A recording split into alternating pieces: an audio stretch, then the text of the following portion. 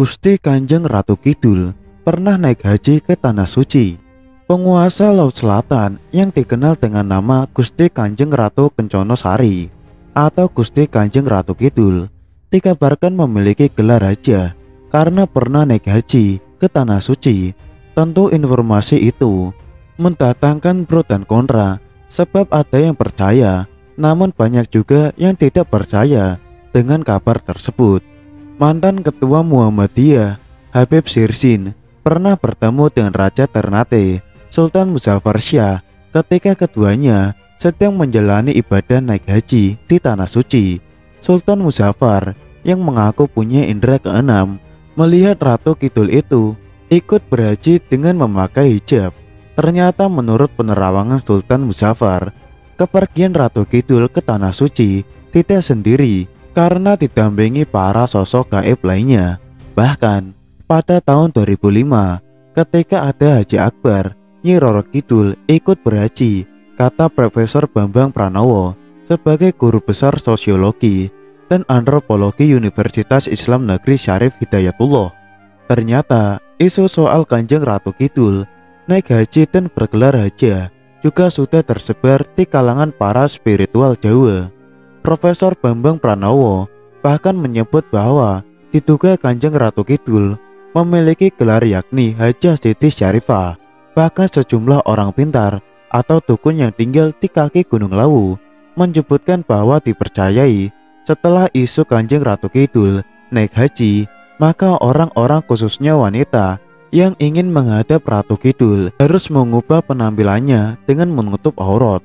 Ada yang berbeda saat ini. Kalau dulu hanya pakai kemben atau kebaya, kini mereka pakai pakaian muslim lengkap dengan hijab. Tambah Profesor Bambang, diduga orang-orang tersebut merasa malu bila tidak memakai pakaian yang mencerminkan busana muslim. Bahkan orang-orang di sekitar Gunung Lawu banyak yang mulai mendalami agama Islam. Gusti Kanjeng Ratu Kidul memang kerap disamakan dengan Nyi Roro Kidul. Padahal dua sosok itu berbeda. Bila Kanjeng Ratu Kidul adalah pimpinan kerajaan Pantai Selatan, Nyi Roro Kidul adalah salah satu anggota atau pasukan kerajaan tersebut. Disebutkan bahwa Kanjeng Ratu Kidul adalah sosok yang sangat baik dan mulia.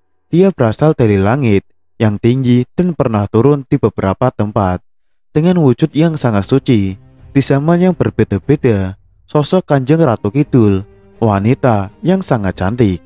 Bahkan Nyi Roro Kidul ternyata dijelaskan dalam Al-Quran pernah disinggung oleh Nabi. Inilah misteri Nyi Roro Kidul, ternyata ada dalam Al-Quran hingga ia pernah disinggung Rasulullah Shallallahu Alaihi Wasallam.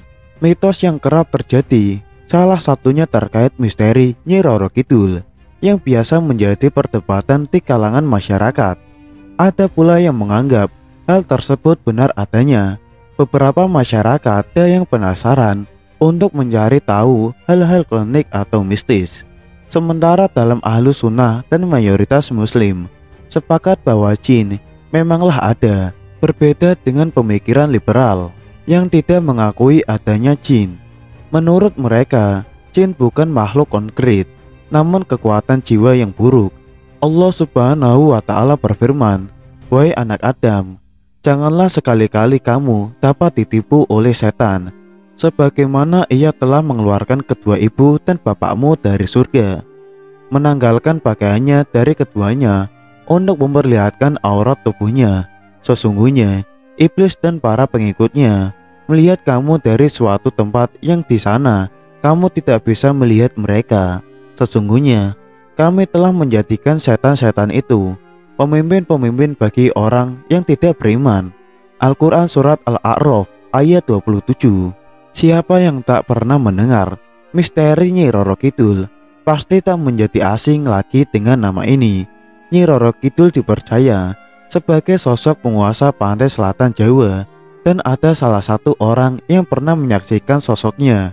Berdasarkan kisah yang beredar, Nyi Roro Kidul adalah putri raja bernama Kadito, mempunyai paras cantik jelita. Tetapi karena dia seorang yang dengki, konon dirinya diguna-guna oleh dukun, sehingga wajah cantiknya penuh penyakit kudis. sehingga Kadita meninggalkan rumah untuk pergi ke Laut Selatan. Namun keajaiban terjadi ketika dirinya menyentuh air laut. Dirinya sembuh dan akhirnya menjadi sosok Nyi Roro Kidul. Sedangkan dalam Islam, Nyi Roro Kidul adalah sosok wujud jin atau raja jin yang menguasai lautan. Dalam hadis diriwayatkan, Ibnu Sayyid pernah ditanya, "Apa yang kamu lihat?"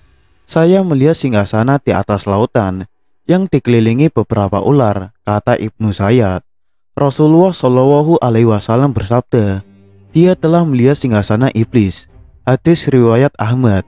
Dapat disimpulkan bahwa singgasana jin atau iblis di lautan memanglah ada, dan salah satunya adalah singgasana Nyi Roro Kidul.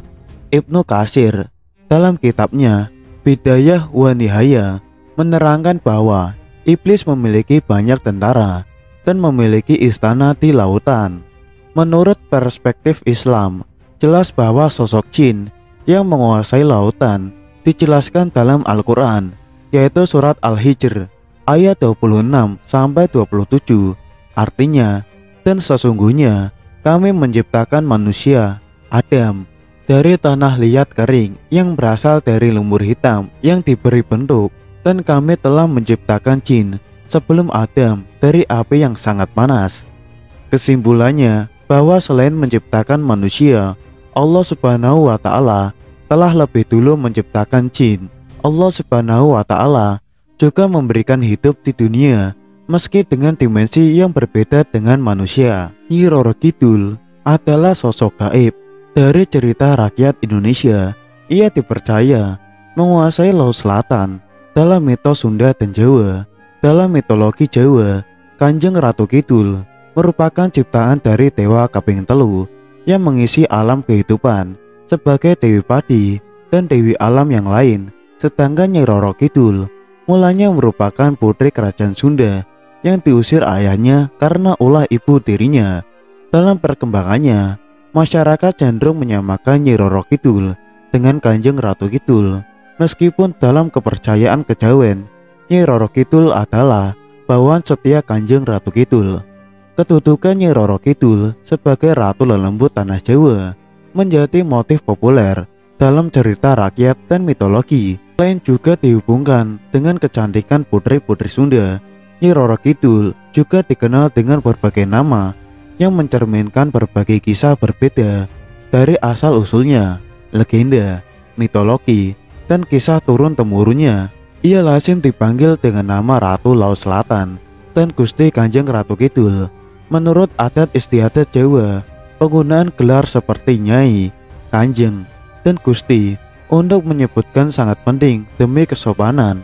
Terkadang orang juga menyebut namanya sebagai Nyi Roro Kidul. Bahasa Jawa Loro merupakan sebutan homograf untuk dua dan sakit atau menderita. Sementara bahasa Jawa Rara atau Roro memiliki arti gadis. Seorang otografer Belanda memperkirakan terjadinya perubahan dari bahasa Jawa kuno Roro menjadi bahasa Jawa baru Loro, sehingga terjadi perubahan arti dari gadis cantik menjadi orang sakit.